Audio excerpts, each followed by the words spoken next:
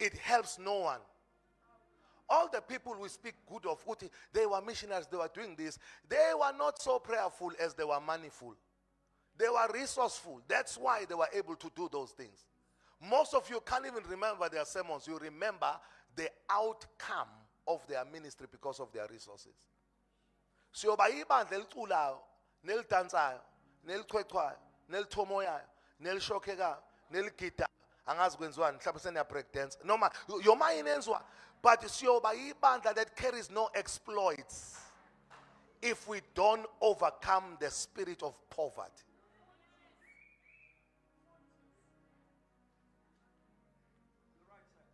That spirit of poverty is such a brutal spirit.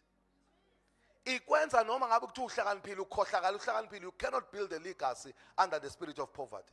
Toward as a man who was so wise by his wisdom, his nation was saved, but everyone forgot about him because he was a poor man. Ukuhlupheka kwenza ukuthi ukhohlakala ukhona. Bakukhumbula sebesithela sebele eThekwini ade bethi bazohamba nabo ethi awubakithi usale kanjani ipoverty yenza kanjani. Poverty yenza kanjani.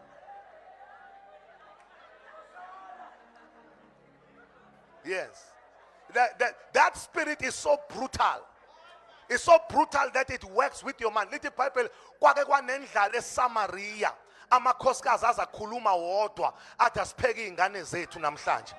Yaphekwa ngempela ingane, yadliwa. Kwasho ukuthi omunye ingqondo ibisasele kancane wayicashisa ingane yakhe. Bahamba bawuthetha icala lokuthi izolo sivumelana ukuthi siyayipheka ingane, sayipheka sayidla namhlanje sekufanele sidle yakhe usayibalekisile. That's what poverty does to your mind. It degrades you and puts you lower than whatever you can imagine. Ngondo yomuntu one poverty ngeke uyenze lutho, is so low. Noma ngathi umenzela into enhle, uyithatha ireverse. Umuntu one spirit of poverty, noma ungamupha i2% enhle njengekampostoli, a royal blue, within a month uyificisa iNavy, umatapudaka. It's a spirit of poverty. It's a spirit of poverty. Noma ngathi uyamsiza akasizakali because lo moya wobupha nobuhlwempu uqotha umashaya bhuqe womoya. It's such a bad spirit. Ngisho ngamuphi 1000 namhlanje umuntu one spirit of poverty. Uvalenze nje enze umlingo avala alifake kwi-washing machine lingene kwi-tumble dryer. I-1000 libuye sele ophisi abaningi.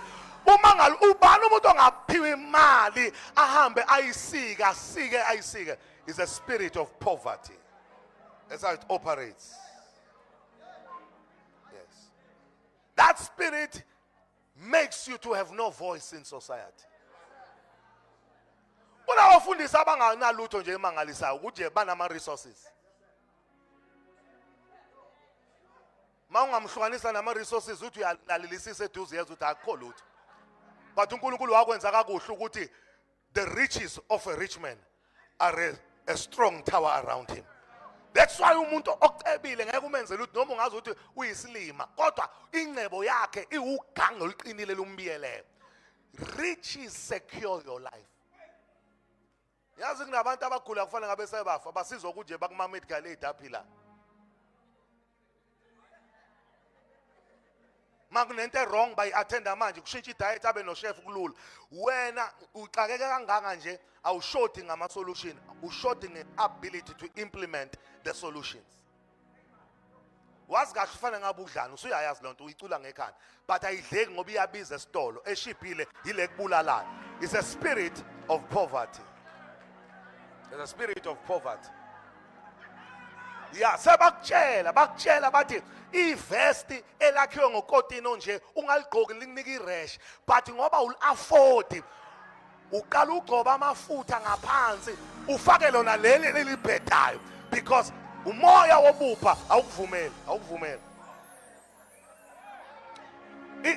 Lithi iBhayibheli umuntu ompofu ubalekelwa abahlobo bakhe noma ebaxosha ngamagama kodwa akafinyeleli kubona. Poverty makes you to be apologetic. Xolisa ngisho ubingelelo njani siyaxolisa. It's a spirit of poverty that works upon you. Yeah, it makes you apologetic.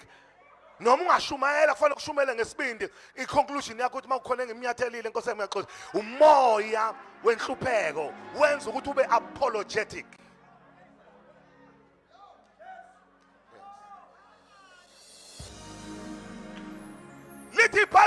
ohluphekayo balekelwa ngisho nabafowabo kangakanani abangani bakhe bona bengayibamba incingo zakhe hayi ukuthi ababonke uyafona banqena ukuthi uza nani namhlanje ezixhakaxhaka.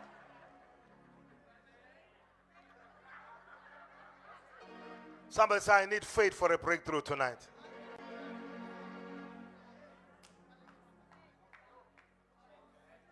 Uyazi why ngikhuluma kanje? Until you see the brutality of poverty, you think it's a normal thing. Ungayihlalela nje uye ezulwini ujaba. Do you know ukuthi abantu abaningi babuyela ezonweni ngenxa yepoverty?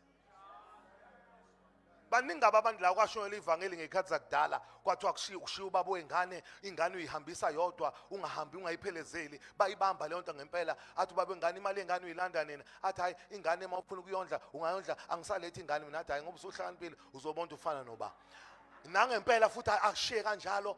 Kodwa ipoverty ithi mayiqina umbone seyiqosha futhi ingane yena eseyihambisa yena la athi akasabuyi uyihambisa khona, hayi ngoba engazazi inquma zenza, but ipoverty imbuyisele entweni ayithe uyaphuma kuyona, because poverty takes away options from your life.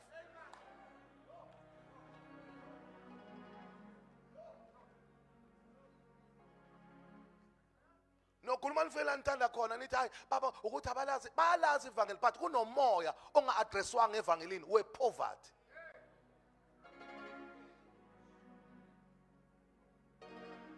Amen.